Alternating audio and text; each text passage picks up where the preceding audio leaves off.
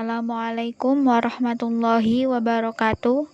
Sebelum kita mulai pembelajaran kali ini, marilah kita berdoa terlebih dahulu. Bismillahirrahmanirrahim. Rabbi zidni ilma warzuqni fahma waj'alni minas sholihin. Shadaqallahul azim.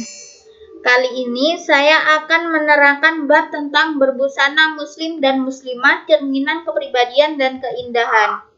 Yang pertama, memahami makna busana muslim atau muslimah dan menutup aurat. Yang kedua, ayat-ayat Al-Quran dan hadis tentang perintah berbusana muslim atau muslimah. Yang ketiga, penerapan perilaku jujur dalam kehidupan sehari-hari. Yang pertama, memahami makna busana muslim atau muslimah dan menutup aurat. Makna aurat. Aurat menurut bahasa berarti malu, aib, dan buruk. Kata aurat berasal dari kata awiro yang artinya hilang perasaan. Jika digunakan untuk mata berarti hilang cahayanya dan lenyap pandangannya. Pada umumnya kata ini memberi arti yang tidak baik dipandang, memalukan, dan mengecewakan. Sedangkan menurut istilah dalam hukum Islam, aurat adalah batas minimal dari bagian tubuh yang wajib ditutupi karena perintah Allah Subhanahu wa Ta'ala. Yang kedua, makna jilbab dan busana muslimah.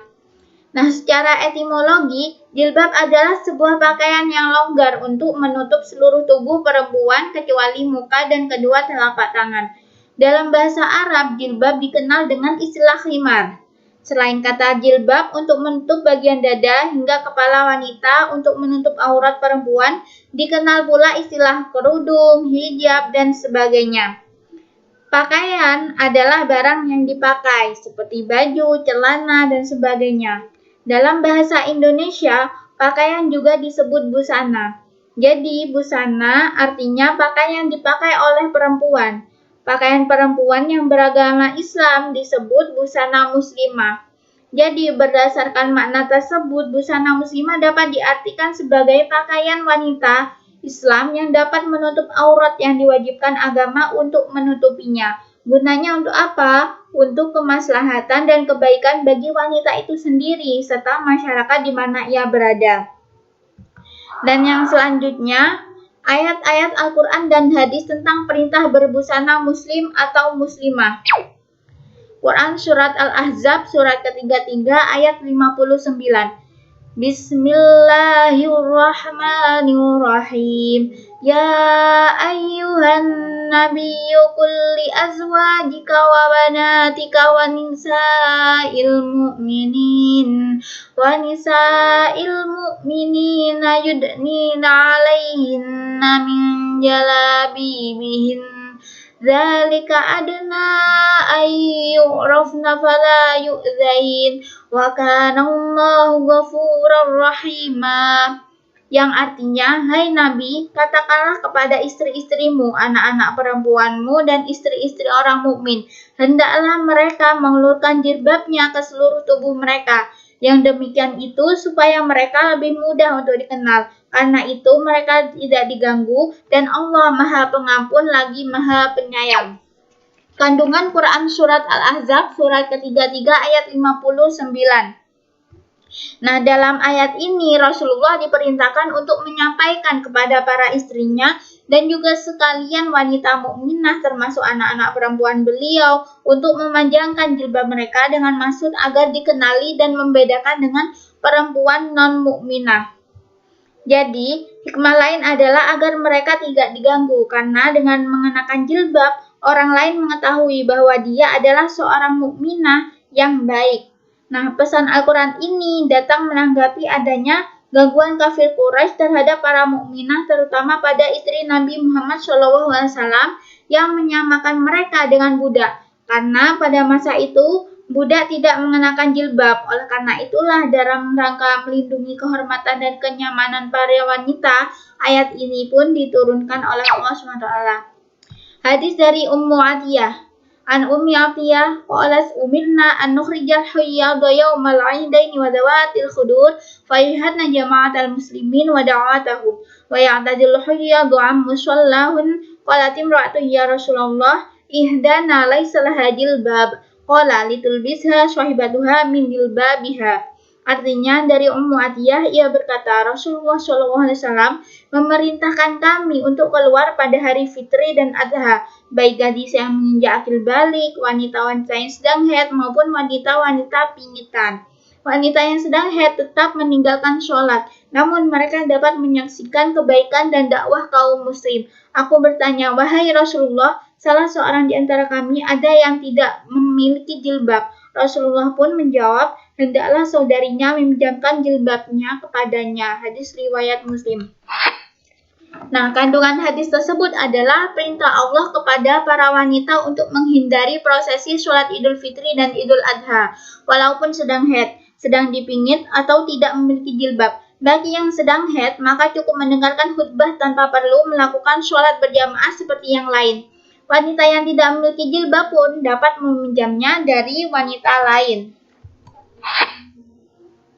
Dan yang selanjutnya, perilaku mulia yang harus dilakukan sebagai pengamalan berbusana sesuai syariat Islam. Yang pertama, sopan santun dan ramah tamah. Sopan santun dan ramah tamah merupakan ciri mendasar orang yang beriman. Mengapa demikian? Karena hal ini merupakan salah satu akhlak yang dicontohkan oleh Rasulullah SAW sebagai teladan dan panutan. Rasulullah adalah orang yang santun dan lembut perkataannya serta ramah tamah perilakunya. Hal itu ditunjukkan oleh Rasulullah bukan saja kepada keluarganya atau kepada sahabat-sahabatnya saja, tetapi kepada orang lain, bahkan kepada orang yang memusuhinya sekalipun. Yang kedua, jujur dan amanah. Jujur dan amanah adalah sifat orang yang beriman dan soleh. Tidak akan keluar perkataan dusta dan perilaku khianat jika seseorang benar-benar beriman kepada Allah. Orang yang membiasakan diri dengan hidup jujur dan amanah, maka hidupnya akan diliputi dengan kebahagiaan. Betapa tidak, banyak orang yang hidupnya gelisah dan menderita karena hidupnya penuh dengan dusta. Dan dusta itu adalah seburuk-buruk perkataan. Yang ketiga, gemar beribadah. Beribadah adalah kebutuhan rohani bagi manusia, sebagaimana olahraga, makan, minum, dan istirahat sebagai kebutuhan jasmaninya. Karena ibadah adalah kebutuhan, maka tidak ada alasan orang yang beriman untuk melalaikan atau meninggalkannya. Orang yang beriman akan dengan senang hati melakukannya tanpa ada rasa keterpaksaan sedikit pun. Yang keempat, gemar menolong sesama. Menolong orang lain pada hakikatnya adalah menolong diri sendiri. Bagi orang yang beriman, menolong dengan niat ikhlas karena Allah semata-mata akan mendatangkan rahmat dan karunia yang tiada tara. Berapa banyak orang yang gemar membantu orang lain, hidupnya mulia dan terhormat. Namun sebaliknya, bagi orang-orang yang kikir dan enggan membantu orang lain, dapat dipastikan ia akan mengalami kesulitan hidup di dunia ini. Tolonglah orang lain, niscaya pertolongan akan datang kepadamu meskipun bukan berasal dari orang yang kamu tolong. Sebagaimana dijelaskan dalam Quran Surat Al-Maidah ayat kedua, wa ta'awanu 'alal birri wat taqwa wa la ta'awanu 'alal itsmi wal 'udwan, yang artinya tolong menolong kamu dalam kebaikan dan ketakwaan, dan janganlah kamu tolong menolong dalam kedosaan atau dalam berbuat dosa dan permusuhan. Yang kelima, menjalankan amar ma'ruf dan nahi munkar. Maksud amar ma'ruf dan nahi munkar adalah mengajak dan menyeru orang lain untuk berbuat kebaikan dan mencegah orang lain melakukan kemungkaran atau kemaksiatan.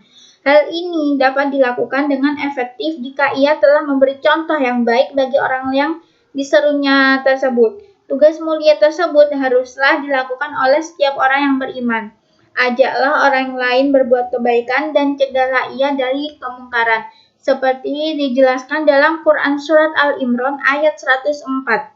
Bismillahirrahmanirrahim. Waltakum minkum ummatun yad'una ilal khair wa ya'muruna bil ma'rufi wa yanhauna 'anil munkar wa ulaika humul muflihun. Nah, jadi di dalam ayat tersebut itu, dan hendaklah di antara kamu ada segolongan orang yang menyuruh kepada kebaikan dan menyuruh kepada kebaikan dan mencegah dari kemunkaran. Jadi itu saja yang bisa saya jelaskan.